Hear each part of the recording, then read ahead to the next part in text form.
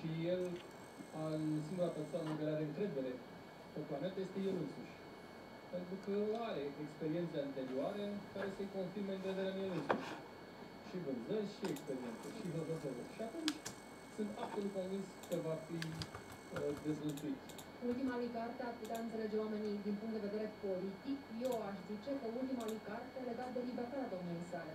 Așa cum spuneam că sunt parlamentari care vor să ajungă în Parlamentul României ca să se protejeze de imunitate sau cu imunitatea, așa cred că președintele Băsescu joacă ultima lui carte pentru că vrea să rămână în libertate. Dar parlamentarii nu au imunitate reală.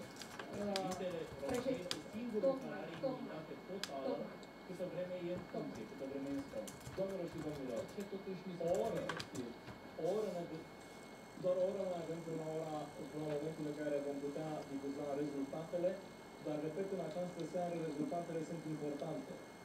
Mai important